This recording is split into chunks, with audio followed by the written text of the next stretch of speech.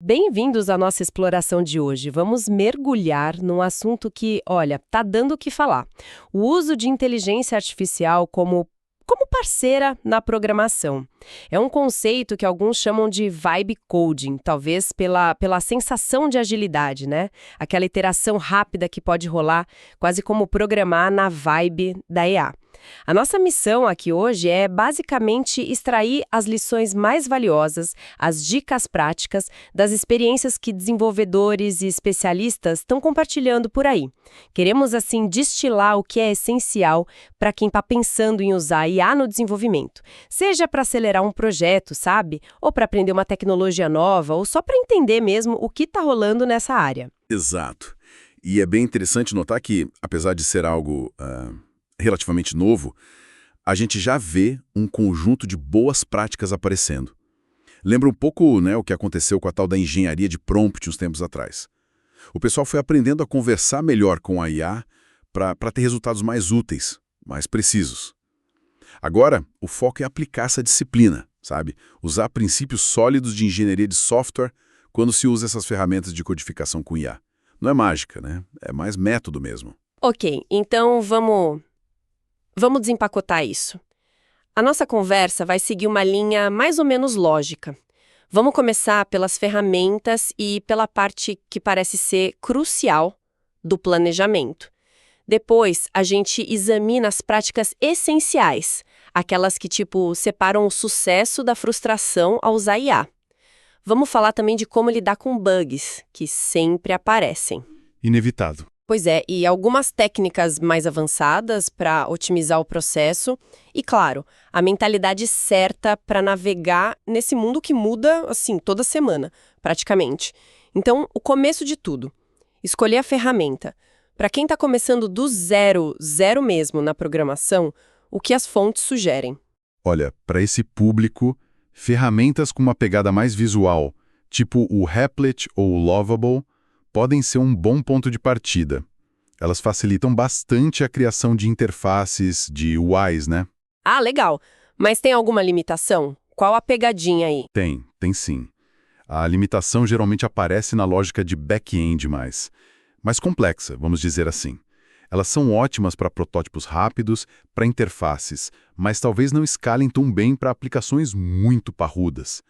Agora, para quem já tem alguma experiência, mesmo que esteja meio enferrujado, sabe?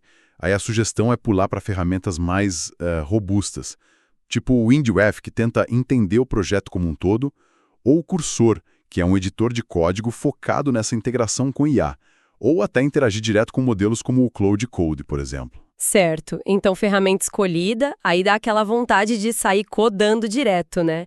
Mas você mencionou, e as fontes reforçam muito, a importância do planejamento antes. Por que essa ênfase toda? Porque, olha, tentar gerar um projeto complexo de uma vez só com a IA, geralmente é pedir para dar errado. É receita para confusão.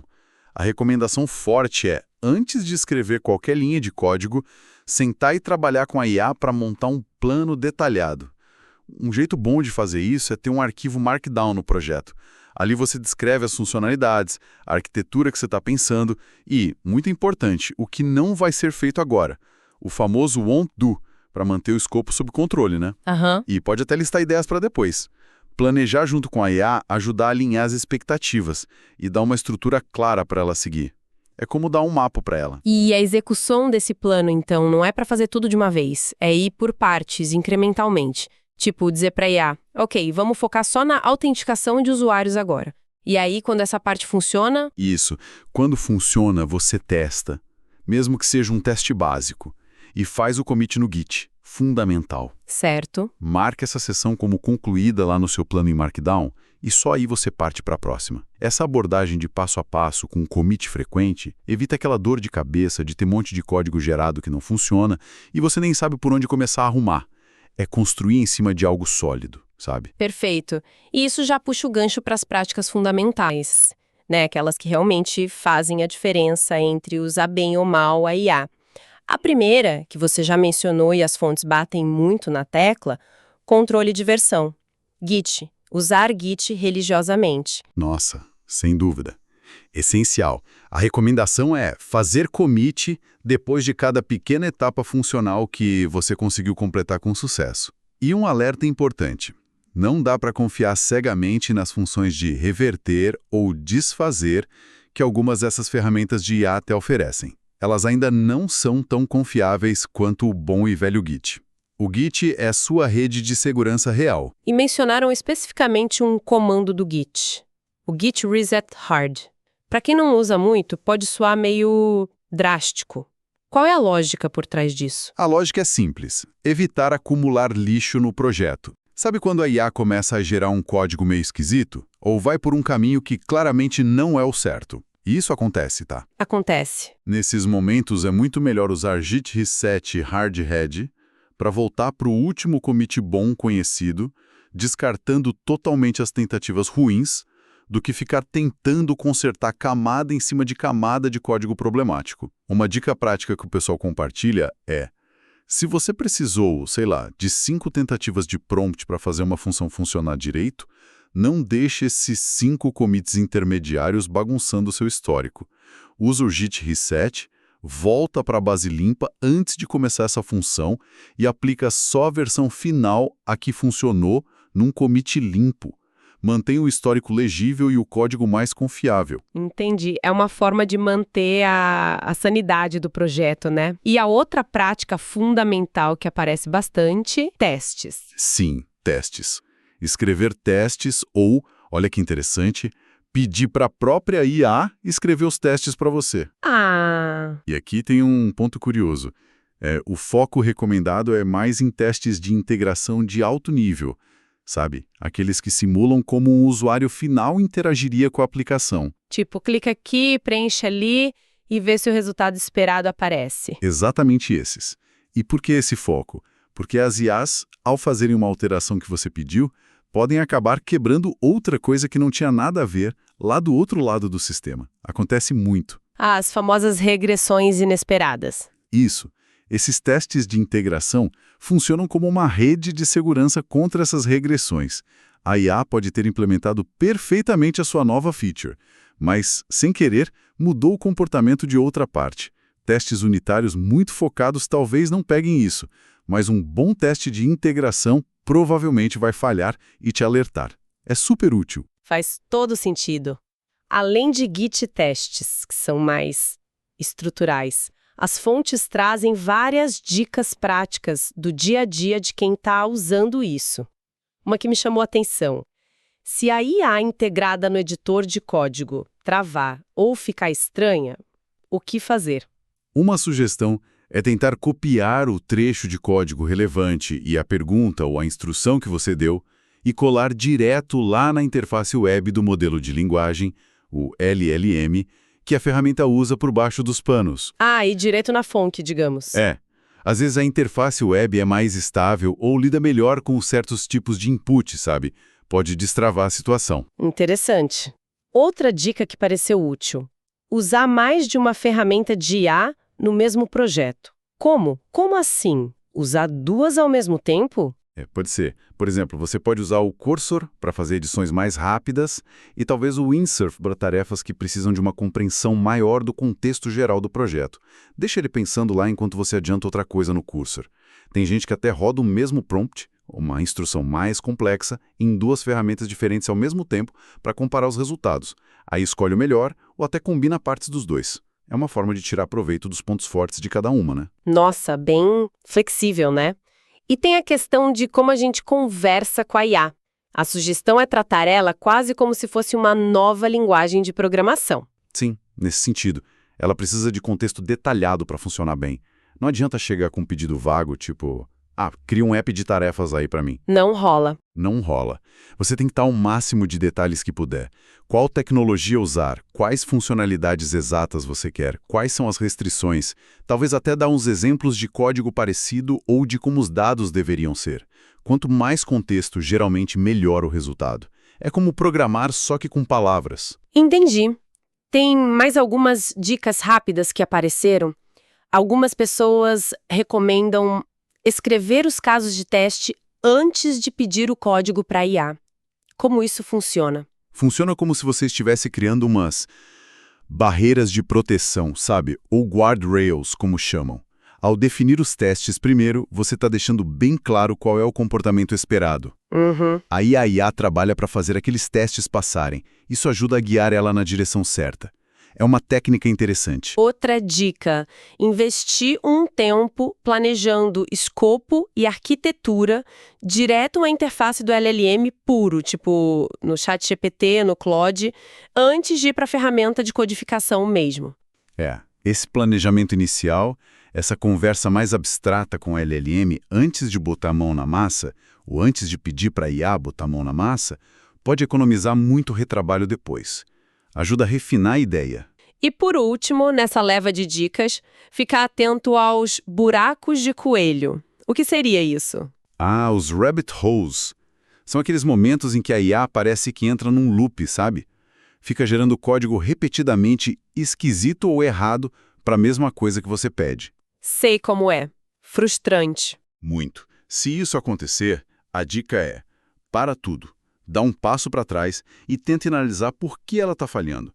Será que faltou contexto, a instrução foi meio ambígua ou foi só azar mesmo, o modelo teve um dia ruim naquele momento?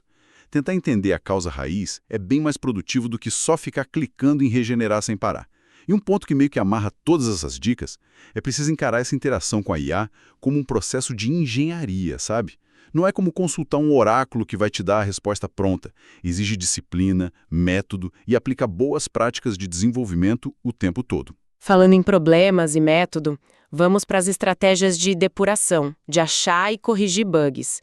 Quando aparece um bug simples, com uma mensagem de erro clara lá no console ou no log, qual a primeira coisa a fazer? Copiar a mensagem de erro completa do jeito que ela apareceu e colar direto na interface do LLM. Aí você pergunta, o que isso significa ou como eu corrijo isso? Os LLMs atuais são bem bons em interpretar esses erros padrão. A expectativa, inclusive, é que daqui a pouco as próprias ferramentas de codificação com IA já consigam ler esses logs de erro automaticamente para ajudar. Seria ótimo. Mas e quando o bug não é tão óbvio assim? Aquele problema mais cabeludo que não dá uma mensagem de erro clara, só um comportamento estranho na aplicação. Esses são os divertidos. Nesses casos, a abordagem precisa ser mais estruturada. Uma técnica que o pessoal recomenda é, antes de sair tentando corrigir coisas aleatoriamente, pede para o LLM pensar e listar umas 3 ou 4 causas possíveis para aquele comportamento inesperado. Tipo, fazer um brainstorming com a IA? Exato. Isso força uma análise mais metódica do problema, em vez de sair atirando para todo lado. E, claro, aquela disciplina do Git reset depois de cada tentativa de correção que não der certo. Tentou algo, não funcionou? Descarta completamente antes de tentar a próxima ideia, para não criar mais confusão ainda. E o básico ainda vale ouro: adicionar logs estratégicos no código. Um print aqui, um console log ali, continua sendo fundamental para entender o que está acontecendo por baixo dos panos. Lembro de um caso que a gente ficou um tempão batendo cabeça e só quando pedimos para o LLM listar hipóteses é que apareceu uma interação maluca entre 2 módulos que ninguém tinha pensado. Nossa! E se um modelo específico de IA, tipo o Claude, não está conseguindo ajudar a achar ou corrigir o bug? Aí vale muito a pena tentar outro. Se o Claude Swann 3.7 não deu conta, pega o mesmo problema e joga para um modelo da OpenAI, tipo o GPT-4, ou para o Gemini do Google. Cada modelo foi treinado de um jeito, tem seus pontos fortes e fracos. Um pode enxergar algo que o outro não viu. É bom ter essa flexibilidade. E quando finalmente você descobre a causa raiz de um bug difícil, o processo ideal para corrigir, segundo o pessoal que está usando isso direto, é, primeiro, usa o Git reset para voltar para um estado limpo antes do bug aparecer, se possível, ou pelo menos antes das tentativas de correção que falharam. E aí, com a base limpa, você dá instruções muito precisas e focadas para o LLM, tipo, corrija apenas este problema específico fazendo X, Y e Z. Isso minimiza o risco da IA, ao tentar corrigir uma coisa, acabar introduzindo outros problemas. Boa, bem metódico. Ok, saindo um pouco da depuração e pensando em como tirar ainda mais proveito da IA, um conceito que pareceu bem poderoso nas fontes é o de arquivos de instrução. O que é isso exatamente? São basicamente arquivos que você cria dentro do seu projeto, especificamente para dar diretrizes detalhadas para a IA seguir. Podem ter nomes como regras, rules, no curso ou no Windsurf, ou ser só um arquivo Markdown bem organizado. Tem desenvolvedores que relatam escrever centenas de linhas nesses arquivos. Eles especificam coisas como convenções de código que o projeto deve seguir, a arquitetura geral, bibliotecas preferidas ou proibidas, até o tom de comunicação que a IA deve usar nos comentários, por exemplo. Uau, centenas de linhas! Isso torna a IA muito mais consistente e alinhada com o que você precisa para o projeto. É como dar um manual de instruções completo do seu projeto para a IA. Faz muita diferença. E quando a IA precisa consultar documentação externa, tipo de uma API ou de uma biblioteca nova, funciona bem só passar a URL para ela? Olha, essa parte ainda parece ser meio instável. A IA pode ter dificuldade para acessar a documentação online em tempo real ou para interpretar corretamente o que está lá. A sugestão prática que está rolando é: se a documentação é muito importante para a tarefa, o melhor é baixar essa documentação, seja como arquivos HTML, Markdown, PDF, para uma pasta local, dentro do seu projeto mesmo. E aí você instrui a IA. Consulte a documentação que está na pasta X. Isso tende a ser mais confiável do que depender do acesso online dela. Entendi. Baixar para perto. Outra aplicação que achei super interessante é usar a IA como professora. Pedir para ela explicar o código que ela mesma gerou. Isso é ótimo. É uma maneira fantástica de aprender. Pedir algo como: me explique esse código que você gerou linha por linha. Ou: quais seriam outras formas de implementar isso aqui? Pode ser bem mais eficaz e rápido do que ficar catando informação picada no Stack Overflow ou em tutoriais genéricos pela web. É como ter um tutor particular ali disponível 24/7. Verdade.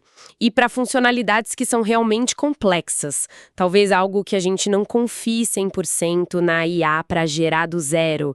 Qual a estratégia? Uma abordagem é criar primeiro uma implementação de referência. Bem simples, só para ter o básico funcionando daquela parte complexa, pode ser num projeto separado, limpinho, ou até achar um exemplo de código aberto no GitHub que faça algo parecido. Depois, lá no seu projeto principal, você instrui a IA. Implemente a funcionalidade X, por favor, usando esta implementação aqui como guia, ou como referência. Isso dá um ponto de partida bem mais concreto para ela, em vez de começar do nada numa tarefa muito difícil. E a própria estrutura do nosso código, como a gente organiza o projeto, influencia a eficácia da IA? Influencia. E muito. Arquivos pequenos, código bem modularizado, sabe? Talvez uma arquitetura baseada em serviços com APIs bem definidas entre as partes. Tudo isso que já é boa prática para nós humanos, também ajuda demais as IAs. Limites claros entre os componentes do sistema evitam aquelas dependências escondidas e efeitos colaterais, que são um pesadelo em projetos muito grandes e monolíticos. Fica mais fácil para a IA entender e modificar uma parte específica sem quebrar todo o resto. E isso também dá mais liberdade para a gente refatorar ou mudar como o módulo funciona por dentro, né? Desde que a interface para fora, a API e os testes continuem passando. Exatamente. E a IA pode até ser uma ferramenta para ajudar nessa refaturação interna, enquanto os testes garantem a estabilidade do sistema visto de fora. É um ciclo virtuoso. Foi mencionado um exemplo específico, o do Ruby on Rails, como um framework que parece se dar bem com as IAs atuais.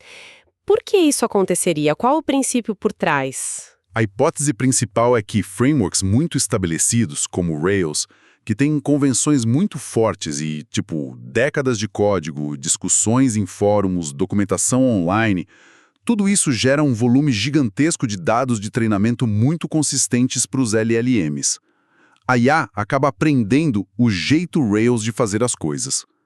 O mesmo poderia valer para outros frameworks maduros, como Django em Python ou Spring em Java, talvez. Em contraste... Faz sentido o volume de dados. Pois é. Em contraste, linguagens mais novas ou com ecossistemas online menores, tipo Rust ou Elixir, por exemplo, podem ter menos dados disponíveis publicamente.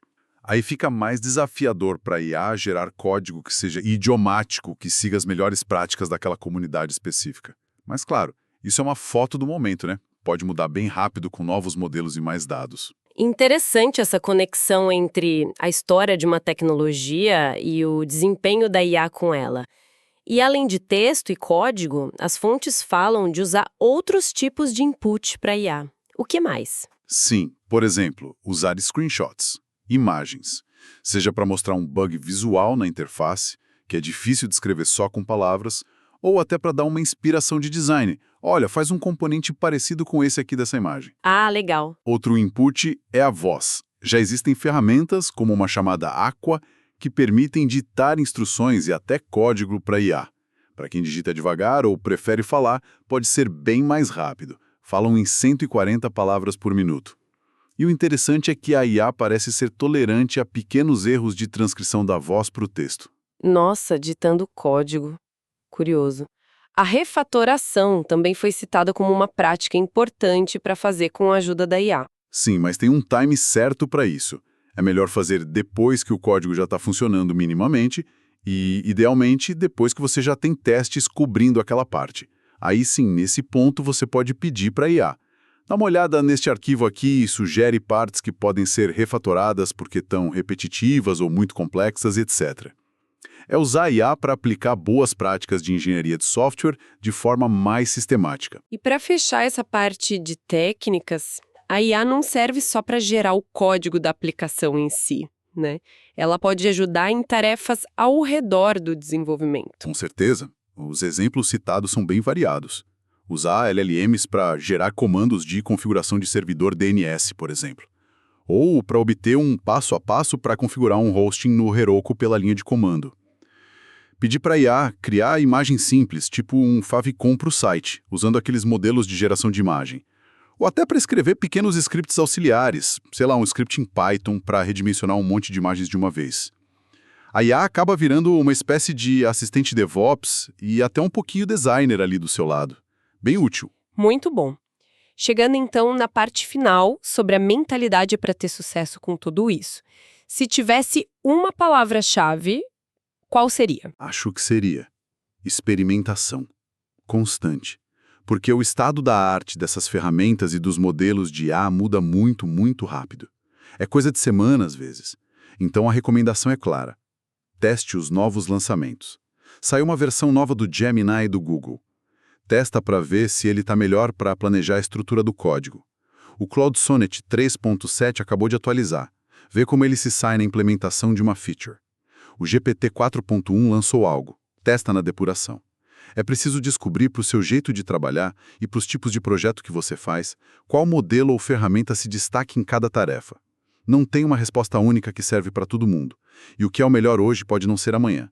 Tem que estar sempre de olho. O que nos leva de volta à ideia de que esse é um campo em plena evolução, né? Totalmente. E o que é fascinante nisso é como reforça a necessidade de tratar a IA não como, sei lá, uma caixa preta mágica, mas sim como uma ferramenta poderosa que exige contexto, planejamento, disciplina de engenharia e, acima de tudo, uma disposição contínua para aprender e adaptar as próprias práticas.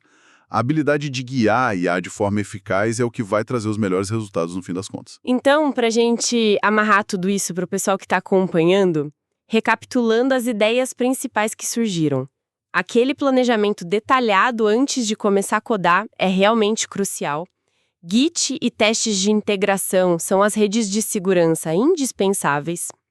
Usar a própria IA de forma metódica para ajudar a depurar, pedindo hipóteses, por exemplo.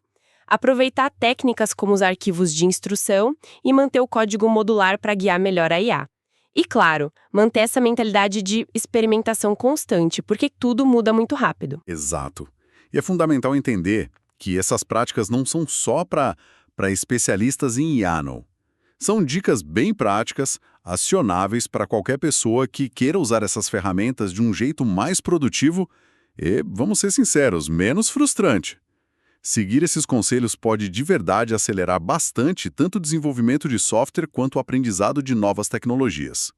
O negócio é aprender a ser um bom piloto dessa nova tecnologia que está aí. Perfeito. E para a gente terminar, queria deixar uma reflexão no ar. À medida que as IAs ficam cada vez melhores nessas tarefas de escrever código, gerar testes, até sugerir correções para bugs, como será que a própria natureza do trabalho de desenvolver software pode mudar nos próximos anos? Que habilidades que são essencialmente humanas, tipo o pensamento crítico para definir qual problema certo a resolver, a capacidade de desenhar arquiteturas de sistemas complexos, a empatia para entender de verdade as necessidades do usuário final e talvez, acima de tudo, a habilidade de se comunicar bem com a IA vão se tornar ainda mais cruciais nesse novo cenário que está se desenhando. Fica aí essa pergunta para a gente pensar.